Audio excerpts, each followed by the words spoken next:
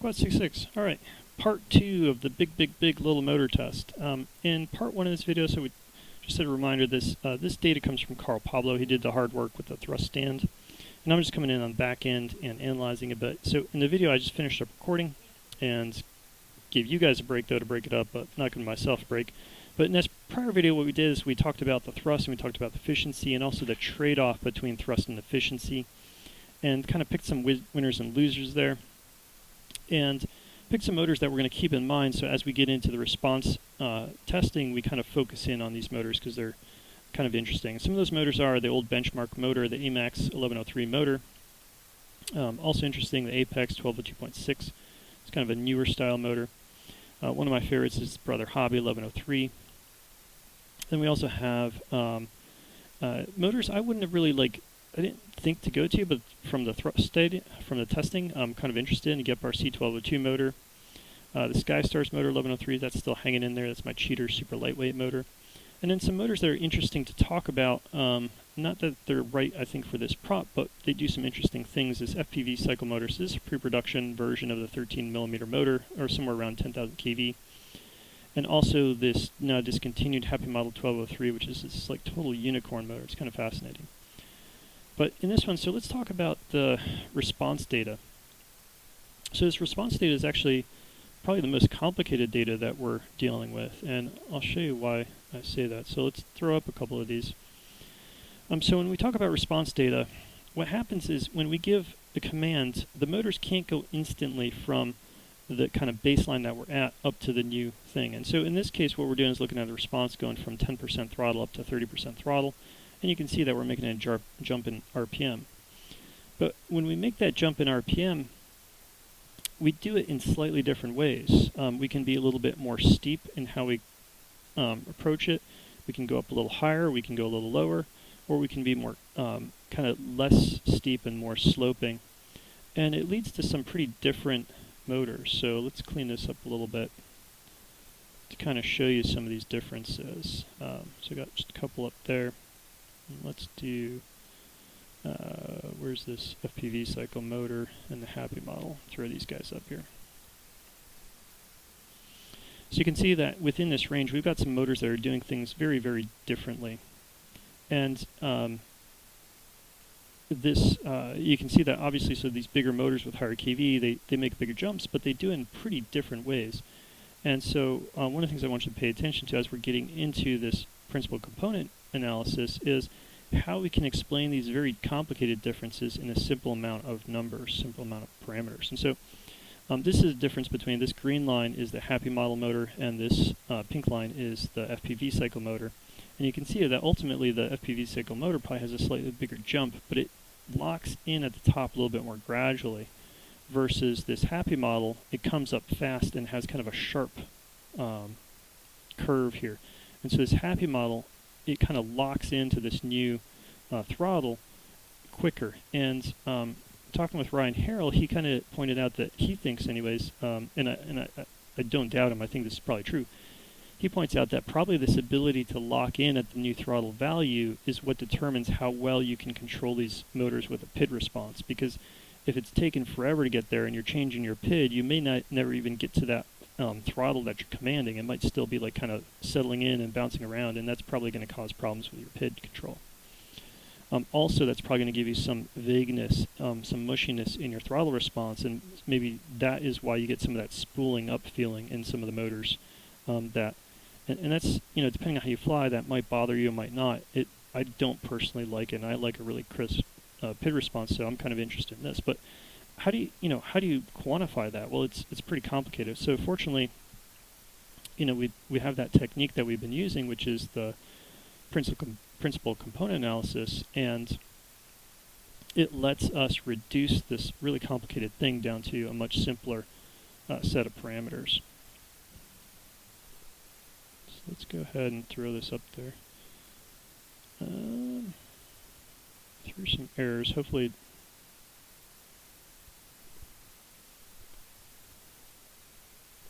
Just make sure I've got good data that I'm putting into it so I don't show you some weird stuff that doesn't make sense. All right, I think that looked better without errors.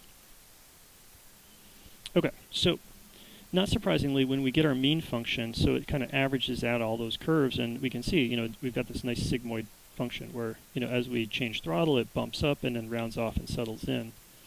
And we see, like we have with a lot of these things, most of the difference is explained in the first principal component, and the second and third don't really show a whole lot of difference, but I'll show you why I think these are, especially the second one, is probably pretty important. If we look at the components now, the first principal component, not surprisingly, is this big gain function, and most of the variance is because these motors, we have some pretty big differences in how they, where they end up. So when you go from 10% up to 30% throttle, some of the motors, will end up at around like, or below, maybe like 14,000 RPM, and then some of these motors will come up here above, what is that going to be, 20,000 RPM. So that's a pretty big difference. So most of our variance is explained there. But this variance doesn't necessarily explain how responsive it is in terms of getting locked in and being responsive in terms of the PID response, or whether you get that sort of turbo lag kind of feeling where it has to kind of spool up and get the right way.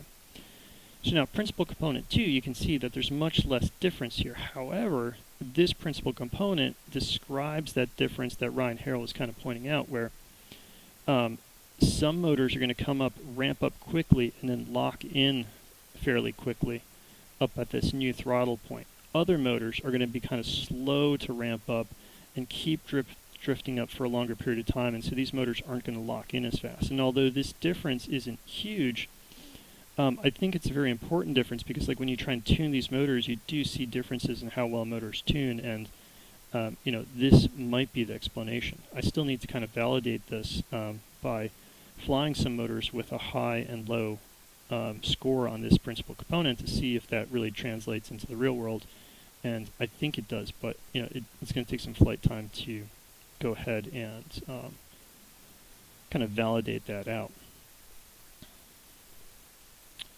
So now we can start plotting these out, and this first principal component it's not super interesting because basically it kind of tracks with thrust, where our motors that had a big thrust value, like the FPV cycle, that 13mm motor, and our Pyrodrone Hyperlight, this Hyper KV motor with the 12,600 kV, they've got a big jump, and they have big thrust. So, but it's not exactly the same, because if you would look at this Hyper KV motor actually has a bigger jump than the FPV cycle motor, even though the FPV cycle motor overall produces more thrust. But anyways, not super interesting there. But what does get interesting here is, okay, and I call this response lock. It's probably not a great term. We probably need a better term to describe it, but to me, that's how I was communicating it to myself, or explaining to myself this, this ability to, how well does the motor respond in terms of being able to lock in at this new throttle. And so this is picked up in that second principal component, and now things get really, really, really interesting to me. And this is why I call this Happymodel motor, that unicorn motor, because it did overall pretty well on all these other metrics, and look at it, it locks in incredibly well. The other motor that locks in really well is this Brotherhobby motor, and I compare that specifically with, look at the opposite, this Betafpv motor. So remember the Betafpv motor is or from the previous video, I remember talking about it. I don't know, hopefully you watched that video and you remember too, but this motor is like the super not notchy motor. This is the motor that like feels super smooth when you turn your hand, has no notchiness. And look how poor it is in terms of locking in versus this Brotherhobby motor. This one is, nice and notchy, and look, this one locks in pretty well. And so that to me is kind of interesting and sort of validating of this, that the motors that have this strong magnetic field, in terms of the magnets and a lot of iron in the stator, are the ones that are going to be able to control the prop in terms of being able to hit a specific throttle and lock it in there. And that makes a difference. And that aspect of the construction isn't picked up in the other factors, like when we looked at the thrust and efficiency. It's only really picked up in the response. Or it might be picked up a little bit in terms of giving up a little bit of efficiency, where, like for example, this Brotherhobby motor was not the best motor when we did that, looked at the thrust versus efficiency, but look at response well here. Some other motors that we kind of are losers here, this Hglrc motor does not do well. Also, another motor that unfortunately just keeps not doing super well is this Flywoo 1103 motor, 7,600 kV motor. Motors that do fairly well are Amax motor, it hangs in there. This old benchmark's doing okay. Apex motor does pretty well. Also, interestingly, here is our Geprc motors, or 8,000 kV 1202 motor does pretty well. And then this gnarly motor, 1203. This is the one place where it maybe does okay, where it locks in pretty well, but it performs so poorly on some of the other things that it's just, anyways, it's a discontinued motor, but there you go, so it is. So how does this then, how do we put this all together? Because now we've got a bunch of factors, and they're going to be, we need to look at these things and kind of put it all together. And to do that, the way that I was plotting these out is something called the radar chart. Let's pull some up here to kind of show you what this looks like. So this is the way I kind of want to present this data, because I think it gives you a way to see kind of the performance envelope. And so the categories I have is, so lightness. What's lightness? Well, lightness is the negative weight, and because we don't want weight to be out here. We want the bigger envelope to signify a good performance. So instead of calling it weight, I'm calling it lightness. So the lower the weight, the better the lightness. Thrust, pretty straight. Self-explanatory. Efficiency, that step gain, so that's the first principal component, offer responsiveness, and then that response lock. And then to be able to plot it this way, what I did is I normalized everything. So I took all these individual sets of data and I centered and scaled them so that we could plot them all on the same scale. And in some regards that's like fair, in other ways it's not fair, because if our motors have huge differences in thrust and only tiny differences in how they lock in, we're going to exaggerate the differences here and underestimate the differences in thrust. But to me, I think because we got a broad range of motors with different performances, this is kind of fair, because all these different components, I want to give them sort of equal weight in how they look in this radar chart. And so now that we kind of have a way to kind of plot this, so we used our principal component analysis to be able to reduce all these different curves down to one number. Now we can have this radar chart with this nice performance envelope. And so looking at it, so here we go. So let's talk about some of these motors then. Our kind of benchmark motor here, so here's our Amax 1103, and so that's our black points there. And we can see that our Amax 1103 motor is kind of a balanced motor. It's sort of middle of the road. It does pretty well in light, reasonable in lightness, pretty decent thrust, pretty decent efficiency, and it's got a pretty decent ability to lock in on the responsiveness. Comparing this to a couple other motors, I put up here this Brotherhobby 1103 motor, and so now this Brotherhobby is going to be in red, and we can see that the Brotherhobby motor, it's a slightly lighter motor, so it's got a little bit better lightness, and compared to that Amax motor, it's got slightly better thrust. It does take a little bit of a penalty on efficiency, but it does, where I'm kind of interested, it actually does more than just a little bit better. It does quite a bit better on its ability to lock in here. And so for me, if I'm comparing these two motors, I can now say overall, what am I interested in? Do I want the motor that's going to have great, should be able to be dialed in really well on the PID and has good responsiveness, or do I want more efficiency? And so that's our way that we can now start looking at this, interpreting the performance envelope and picking the motor that fits with the performance envelope that we want. Another motor I think is kind of interesting here, and I threw in on my initial chart, is this Apex motor, 1202.6, 8,800 kV motor, and that's going to be plotted in green. And you can see that now it gives up just a little bit of lightness, but you get some more thrust out of it. You also give up a little efficiency, but again, you get a little bit more thrust. And compared to the Amax motor, you gain a little bit of that responsiveness in terms of the lock, its ability to lock in, but compared to the Brotherhobby, you give up a little bit. Other comparisons that I think are interesting. So this one, let's do this. Okay, this plot. So I was kind of sad to see that this Amax motor, got discontinued, because it's actually a pretty decent motor. Interestingly enough, though, if you want a replacement for the Amax motor, check out the Geprc 1202 8000 kV motor. Look at these motors. They basically perform very, very, very similar. So in black is the Amax motor, in red is the Geprc.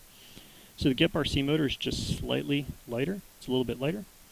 It gives up just a tiny bit of thrust, but it gains a little bit of efficiency. And in terms of the responsiveness, it's basically like an identical responsiveness. So that to me was kind of fun to see that we found in terms of at least the bench testing. And I'm kind of curious to actually try these motors for real, put them on the quad and fly them up in the air and see if they actually respond in the air very similarly. But based on all the data we have here, that these motors should be pretty similar. And if you're looking, if you miss that Amax motor, you know, that Geprc 1202 8000 kV might actually be your kind of direct replacement for it. In terms of the motors that I kind of want to take to sort of the next round of flight testing for me are going to be these three motors. So the Brotherhobby motor, 1103 8000 kV, so that's in, now I put it in black. And then I want to compare it to that Geprc motor, and so that's going to be in red here. And so you can see compared to those two motors, they're similar weight. The Brotherhobby motor is going to have a little advantage on thrust, but it's going to give up a little bit to the Geprc motor. It's going to give up a little to the 1202 in terms of efficiency, but it's going to gain a little bit of that ability to lock in on the responsiveness. The Amax motor I think is also interesting because it's going to give us just that little bit more thrust. It's going to give up a little bit of lightness, and it's going to be on par, a little bit better than the Geprc motor in terms of being able to lock in. So these are kind of my, you know, from my takeaway of the winners out of these motors. That's the three. That's my three candidates. I want to put them in the air, compare them in the air, and kind of pin it down to one of those motors. Some interesting things to talk about. So I don't necessarily think that these motors are right for this prop, but it's really interesting to look how these motors compare. So this next comparison in black, I put back up our kind of our benchmark. That's that Amax 1103 motor, and it's sort of like a nice all-arounder. And then in red, we've got that FPV cycle 13mm motor, and then in green, that Happymodel unicorn motor. And you can see here why I call it the unicorn motor. So compared to this Amax motor, clearly the FPV cycle motor and the Happymodel motor are both bigger motors, and they're going to give up some of that lightness, but you get a whole bunch of more thrust out of them. What's interesting, though, is to get that additional thrust, you're going to give up a lot of efficiency with the FPV cycle motor. You're not going to give up all that much efficiency with that Happymodel motor. And then when we look in the ability for these motors to lock in, you can see that with the FPV cycle motor, it's a real slow locking in at the top of that response curve versus that Happymodel motor. Look at how that thing that performs incredibly well in terms of being able to lock in that responsiveness. And so this is why I'm calling that Happymodel motor that unicorn motor, because although it's a little bit obviously bigger motor, it has so much more thrust and really locks in without giving up very much in efficiency. It was unfortunately a very fragile motor, so it was kind of almost unusable in that perspective, and it was also poor quality, just typical Happymodel. But it'd be really interesting if somebody could like recreate this magic from the Happymodel motor in just a better, you know, better material, better built package. Other comparisons that I think are kind of interesting. So this next one, again, using that Amax 1103 as the benchmark, comparing this Amax 1202 motor and that Mamba 1103. So kind of the question here is, okay, if you have the 1103, what happens if you just go slightly bigger, slightly higher weight on the motor with good performance? And you can see that these the Mamba and the Apex motor are actually pretty similar. And that's one of the reasons I kind of picked this Apex motor for the next kind of round, because it performs very similar. So you can see them, the Apex is in red and the Mamba is in green, that those two motors perform pretty similarly. And so there'll be a nice kind of next comparison. Okay, so notchy versus not notchy. That's what this next comparison is about. So Brotherhobby motor here, this is that really notchy 1103, it's in black. And then the Betafpv motor in red, the very not notchy motor. These motors are kind of similar or interesting because they have that same, they have a fairly similar gain when we look at their responsiveness. The step that they make is very similar. And you can see with the Betafpv motor, you gain a whole bunch of efficiency, but you give up so much ability to lock in. You know, this motor just does it just takes forever. It's so not notchy that it has a hard time locking in on that throttle when you make that command to go to the higher throttle. So I thought that was pretty interesting that this kind of validates that what seems to be, in terms of your responsiveness, motor responsiveness, even more so than like the thrust and efficiency, what really determines this, well, not really efficiency, because these things are somewhat related, inversely related, anticorrelated. It's actually the way they're related. But the materials and so how strong your magnets are, how much iron you have, and what your air gap looks like really plays a big factor into how well these motors lock in. And you can actually feel that just by spinning these motors in your hand, which is kind of interesting to me. The last one, second to last one. Here's the penultimate comparison. This was the sad one for me. So I've got the Brotherhobby motor here in black, and then the Flywoo. So this is the new Flywoo motor. This is the version 2 of the NIN motor. And these are both 1103 motors, similar kV. And you can see where this Flywoo motor, although it looks good, the quality looks good, and it's probably durable. You can probably bash this motor. But it just gives up so much performance. It's a heavy motor. It's not light. Gives up lightness. The thrust is okay, but it doesn't have great efficiency, and it doesn't lock in well. And if you just look at these, you can say, all right, you know, if you want performance, you've got a clear winner here, where overall the Brotherhobby motor just looks like it should really truly outperform that Flywoo motor just across the board through the whole flight envelope. All right, last comparison here. So these are the two Xing motors. We got the Xing 1103 motor and the Xing 1202 motor. What's kind of interesting about these motors is Xing kind of used very similar like materials, it seems, on these and construction techniques. And so really the big difference here is the geometry of these motors. And what's fascinating to me about that is that they basically built the same motor twice. If you look at this, it's like the lightness, the thrust, the efficiency, the step gain, the lock. They're all very, very, very similar. You know, when we look at it, basically the only differences that we see is when we look at the 1202. The 1202 gives up a little bit of efficiency, but gains a little bit of responsiveness in terms of how it locks in. So maybe, you know, this theory behind going slightly wider to control the props better, it actually might kind of be true. So if we do a real apples to apples comparison with using the same brand of motor with the same sort of materials in it, and I think they're the same. I can't 100% sure say it, but it does seem like maybe you can get a little bit better kind of locking in with the with the wider motor, or it might be something else, because you can see that we kind of give up a little bit of efficiency. But anyways, I thought that was kind of an interesting one to end it on. Look for this data to be put up on the Carl Pablo website. We'll be hopefully keep doing more of this type of testing, and hope that this kind of validates some of what I'm telling you when I make recommendations on motors, and also helps you make some good decisions for when you're picking out your motors. Okay, until next time, cheers.